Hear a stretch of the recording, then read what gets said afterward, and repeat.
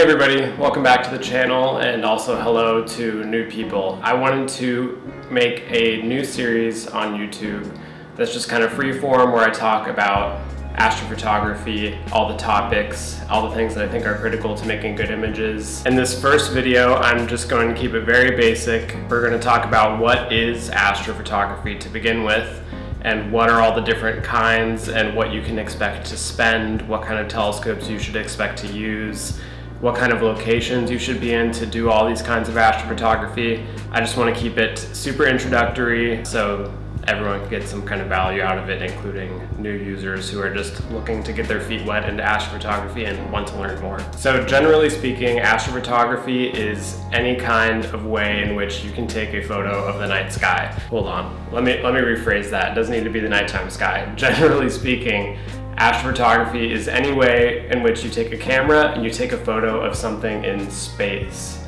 So you could use something as simple as just an iPhone, or you could be using a telescope, you could be using a DSLR like the one in which I'm recording this video on, you could be using a planetary camera, you could be looking at the sun, the moon, the planets, comets, nebulae, galaxies, stars, star clusters, aurora even.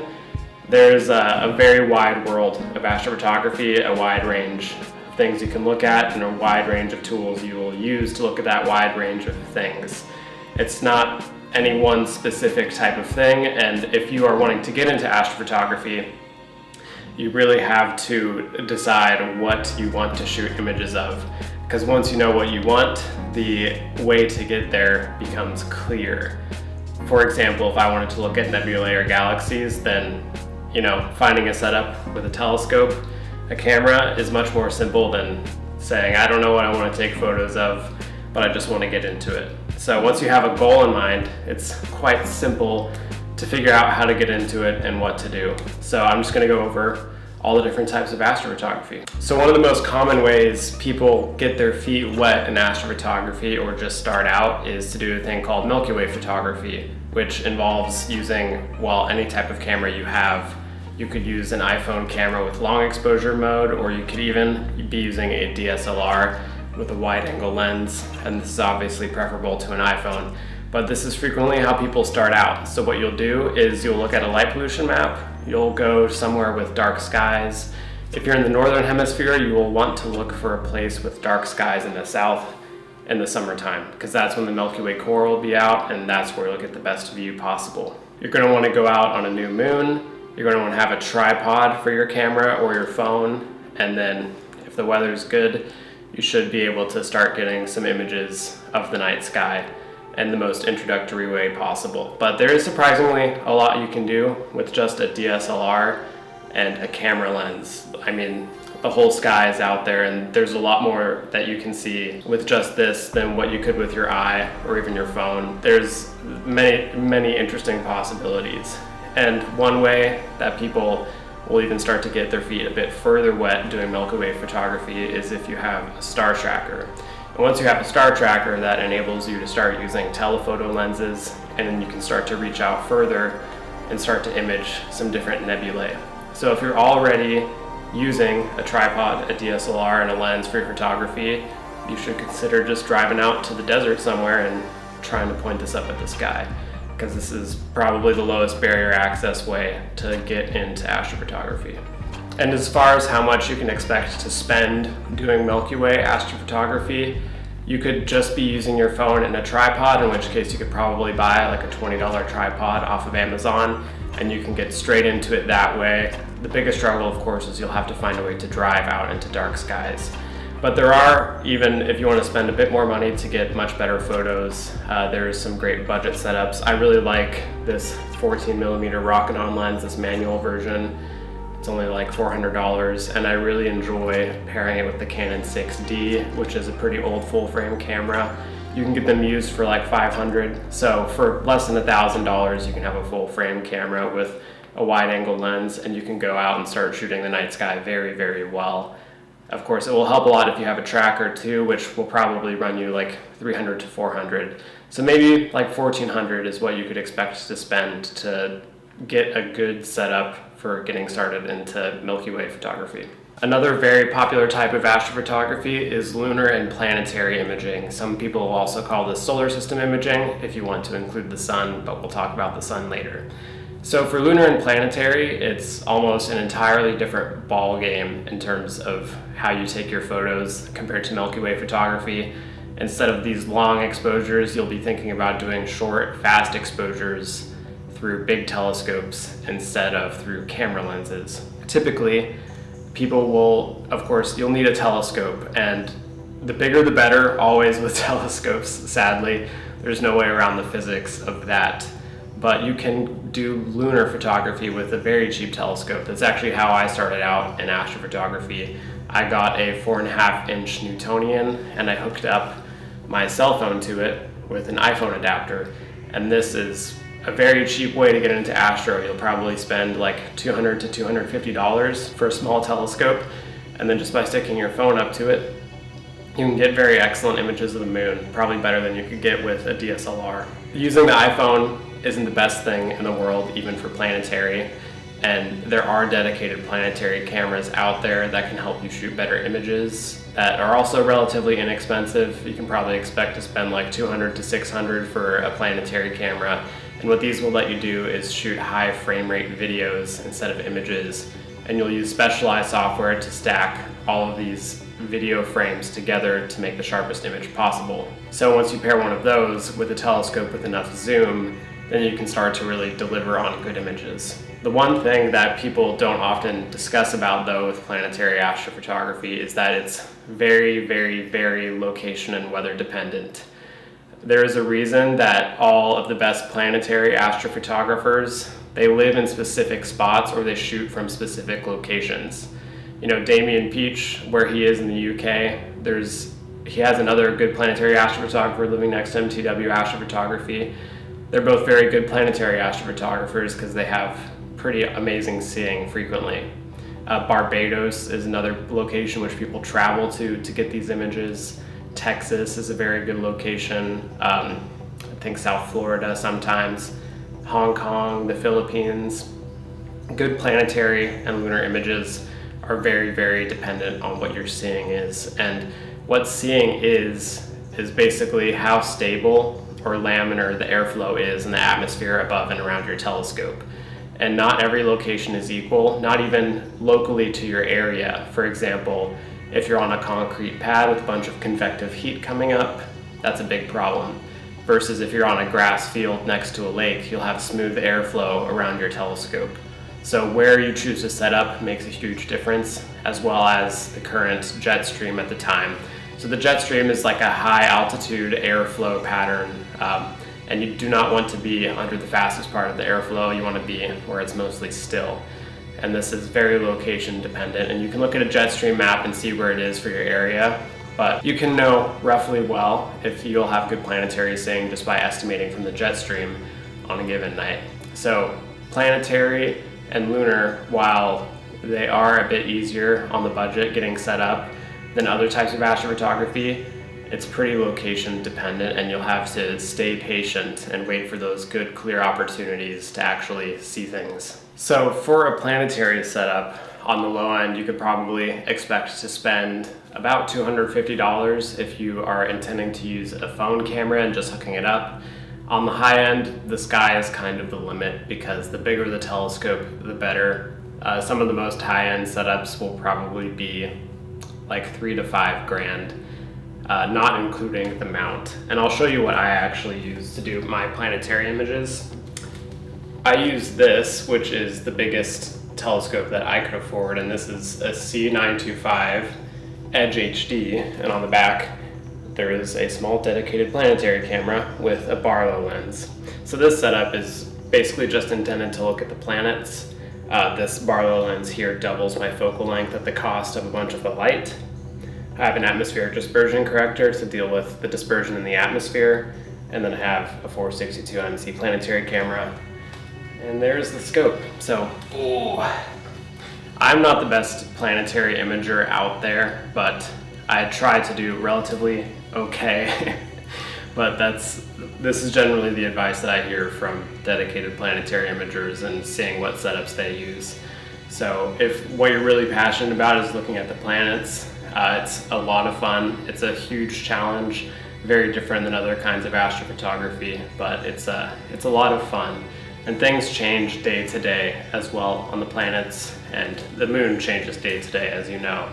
So every night is a little bit different, and it's a great time. It's actually how I started out doing astrophotography. So another kind of astrophotography, this one is a relatively niche type of astrophotography, is solar astrophotography. And solar astrophotography is just taking photos of the sun. This could be non-eclipsed or eclipsed images of the sun. So for a non-eclipsed sun, if you intend to image it straight up, you need a filter to do it. Otherwise you will go blind or you will destroy your camera. So there are many filters in the world of solar photography. The cheapest, however, is just the Mylar Film White Light Solar Filter, which you can get very, very cheaply. And you can put it on whatever telescope you have to use, or even a camera lens. So what this allows you to do is actually see the disk of the sun in its natural light. And when you can see the disk of the sun in natural light, you can actually see sunspots and other surface details. White light, though, is a bit limited in that you can't see prominences or filaments, which are types of storms you can see on the sun's disk or on its edge. For that, you're going to need a narrowband filter, which sadly for us are very expensive, but they're pretty simple to use. So what I tend to use is a Daystar Quark chromosphere model, and this lets us look in the hydrogen alpha spectrum of light in a very narrow band pass. And from that you can see lots of surface details, you can see filaments, you can see prominences, all kinds of interesting things on the sun.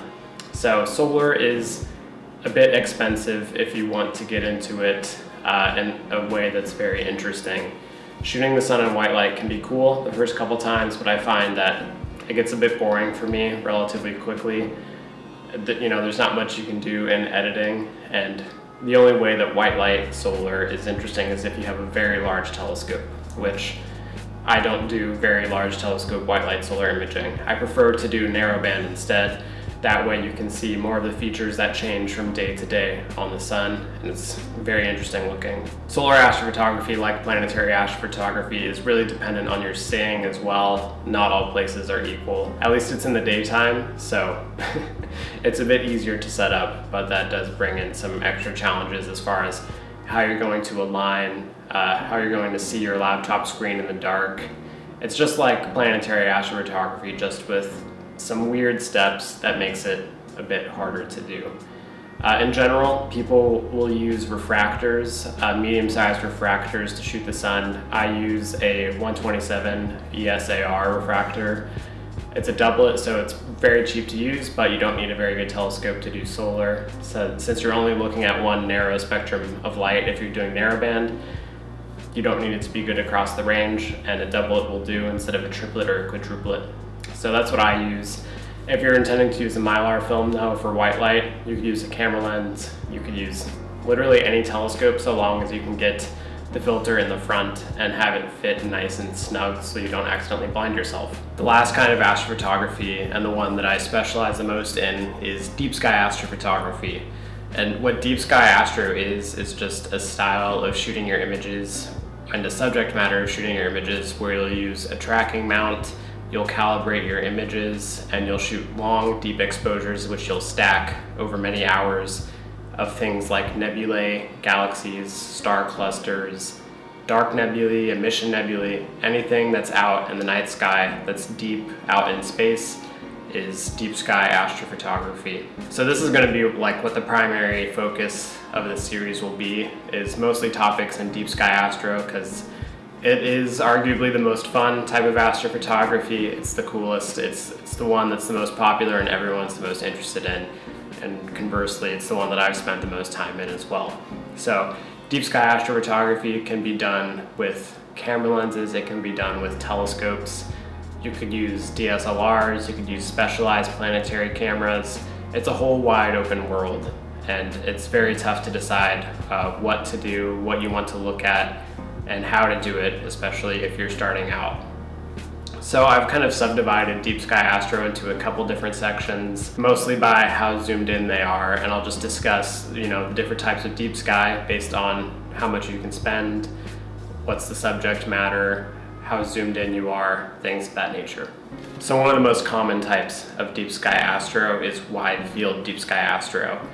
And you could be doing this with a DSLR, a camera tractor, and a lens, and just, shooting long exposures to stack of any part of the night sky. And this is still deep sky astro. It's just a matter of if you're stacking the images and taking many long exposures.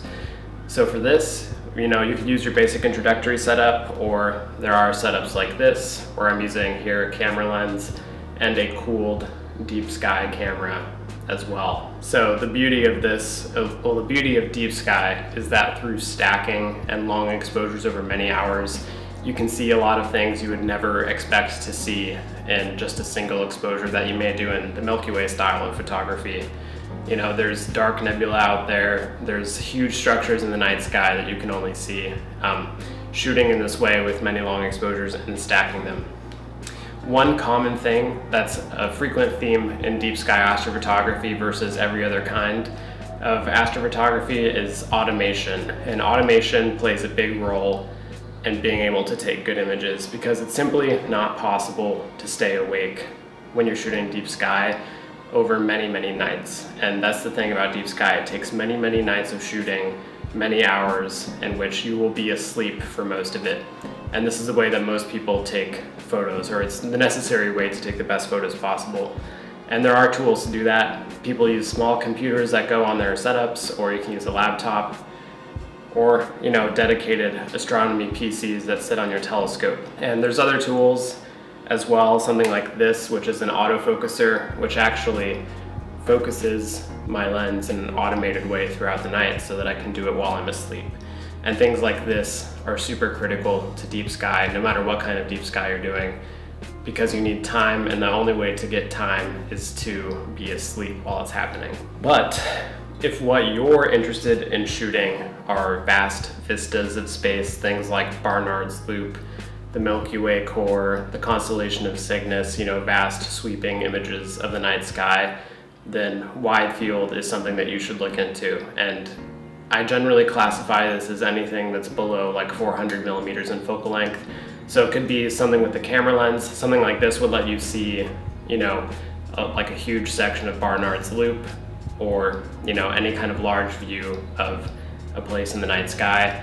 Or you could be using a smaller telescope as well, and you could see things like the Andromeda Galaxy, but get the whole thing in one shot with a nice wide view. If that's what you're into, then you should look into getting smaller refractors, ones that are like less than 80 millimeters in aperture, or using telephoto camera lenses like this. And those will allow you to get those wide views covering big nebulae and the Milky Way in one shot very simply. And it's also a very great way to start out in deep sky as well, because it's easier to do. The more zoomed in you get, the harder it gets to do everything correctly. For a wide field deep sky setup, you can probably, on the minimum end, expect to spend maybe $1,500 to $2,000 if you're using something simple like a tracker and a telephoto lens and a DSLR. On the high end, it can get really, really, really expensive. There really is no limit into how much you can spend in deep sky. Even if it's just wide field and you're using a small telescope, there are very expensive ways to do it. So probably like on the medium high end, I would expect to spend $6,000 to $8,000. And a lot of this cost comes in when you start considering large, cooled astronomy cameras with filters, and that really racks up the amount you'll spend very quickly. Filters will account for a lot of your budget. Yeah, you could foreseeably use a color camera and not use a monochrome camera, but the big problem is if you're shooting from a city in your backyard, being able to do what's called narrowband imaging, where you use these narrow filters, much like the solar filter, you can actually see nebulae without having to deal with light pollution as much. And that changes the whole game if you're imaging from anywhere with light pollution. And it's kind of it's pretty necessary if you live somewhere with light pollution to do that. But of course there is all the extra added cost, and that's just kind of how it is with astro. It's not It's not cheap if you wish to do it right. Some other solutions out there that exist, if you're using a color camera, you could use a dual narrowband filter, which can also do pretty well for you. So, I mean, there are some ways to cut around spending a bunch of money on filters if you're doing wide field, but it kind of is what it is. And one important thing I haven't even touched on at all yet that's super essential for any kind of deep sky is actually having a mount. And the mount is also one of the more expensive portions of a setup, and it's totally necessary if you intend to go deep at all with deep sky. It's probably the most important part of your setup, and it's going to let you track the sky as it moves, and it's going to allow you to do long exposures. So on the low end, again, a star tracker suffices. If you're using a camera lens and a camera, it lets you do long exposures just fine. But if you're trying to use something a bit heavier, like a telescope, a deep sky camera, a guiding setup, all that fun stuff, you're going to need a mount first before you can think about using any of that other stuff. There are a lot of good options out there. One of the most tested options is the EQ6R. I use an older version of it for a long time called the Orion Atlas, and it's a very nice tested mount. There's lots of support for it if you have troubleshooting problems, and it's just a great time. I also have some experience with dioptron mounts, like the CEM70 I've used for a fair amount, and it's been pretty good. I also have a lot of experience with premium mounts, which can be a very bad time, much worse than the cheaper mounts if you're not careful or you don't know what you're doing. So there's a lot in the world of mounting in general. The more you spend, the better it is. But if you're just getting started out, the EQ6R is generally what I'd recommend to you as being like a future-proof mount that's quite stable and good for deep sky. So let's say you want to start pushing out a little bit further than just doing wide field deep sky. You're going to start encountering some bigger problems, and the biggest problem you'll run into is that the mount that you have probably is not good enough by itself to just take perfect long exposures, and that is where auto guiding comes in. So auto guiding is another camera and another scope, or an OAG with the prism in your light path, that will watch the movement of the stars and the movement of your mount, and it will correct the mount to follow the stars perfectly, hopefully perfectly, throughout the night. And this will let you actually shoot long exposures that have very sharp stars. So if you're pushing the focal length like anywhere beyond 300 and your polar alignment is perfect, then you're going to start noticing things like periodic error in the mount, and auto guiding is going to become critical, and especially as you push into deeper and deeper focal lengths. There are the two options, again, an off-axis guider, which is a small prism in your light path, and a guide scope. So the guide scope can be a good solution, but oftentimes it suffers from a thing called differential flexure, which is basically if your setup is not rigid enough, then as your scope slews throughout the sky, it's going to sag on your telescope, and your auto guiding graph might look good, but in reality you're guiding for the guide scope and not for the imaging scope, and this flexure throughout the night means your images won't be sharp. So I've dealt with this a lot before, and it led me into getting an OAG, which is, again, the prism that sits in your light path. It'll go in front of your camera. This is really only usable if you have a deep sky camera dedicated, but it will let you auto guide off the light from your imaging scope, which makes it impervious to the differential flexure because there is no flexure. You're guiding with the same light that you're imaging with, and your exposures will be perfect if your guiding is perfect. So I kind of prefer the OAG route usually, but if I'm doing something super wide, like if I'm below 400 millimeters or so in focal length, it's really not essential to have an OAG, but it can be more stable still. So those are the two options. There's a time and a place for each, but if you're going longer focal length, you basically need an OAG. So as you start to push out to these longer focal lengths, you're going to be doing a section of deep sky I prefer to call like medium focal length imaging. And medium focal length imaging can be done with any number of telescopes. There's refractors, there's newts. It's mostly refractors and newts. Any other kinds of telescopes are going to be pushed pretty far into the long focal length imaging. But in general, refractors are way easier to use than newts. But newts give you the advantage of speed if you're willing to deal with collimation. So for a new user, a newt is not the way to go, but for an experienced user, and if you know what you're getting into using a Newtonian can give you a nice speed advantage and save you a lot of exposure time or get you a lot more detail. Again, if you're getting into this medium focal length deep sky astro, guiding is very important. Your mount is very important.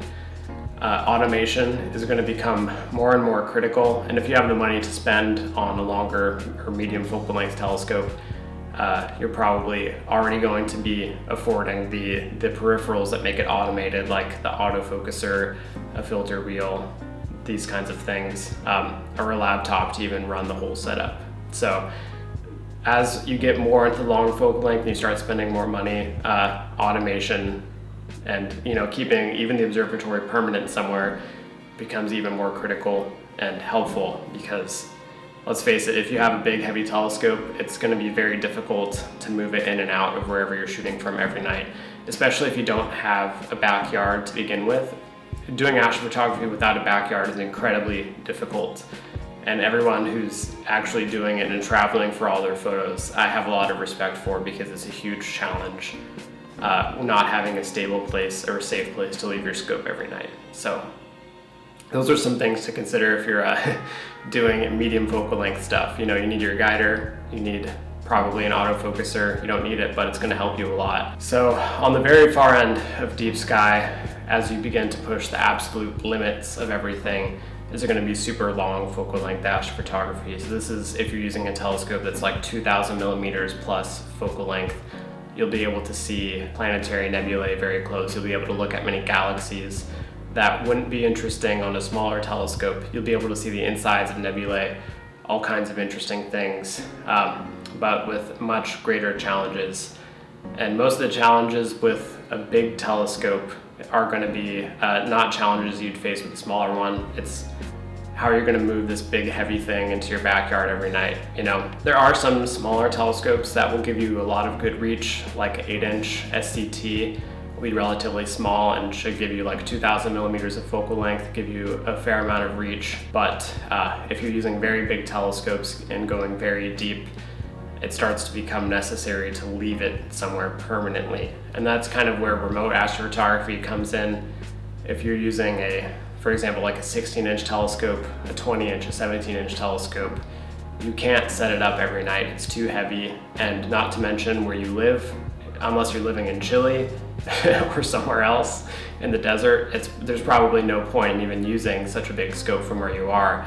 So people who start to use these larger telescopes, it only makes sense to put them somewhere where you can actually use them every night, or else what's the point of getting the big telescope? So once you start to get into these longer, deeper focal lengths with bigger telescopes, people usually move them into remote observatories, or they'll construct their own observatories in good locations to actually use them every night, because much like with planetary seeing, it's highly location dependent, and that applies for high resolution deep sky. It's going to work the exact same way. You need a place with good seeing, hopefully somewhere dark where you can actually use a big system every night. But that was a general introduction into pretty much every kind of astrophotography out there. I hope for the new people this helps you kind of get a clearer idea of what you want to try to do with your own imaging if you're getting started, or even helping you upgrade if you're deciding to upgrade. One thing I can highly recommend is if you're trying to decide what to do, how you want to do astrophotography, like what to get in general. You can check my website and my images to see what I'm using. That can give you some idea. If you see any astrophotographers out there whose images you like, you can always ask them what they use.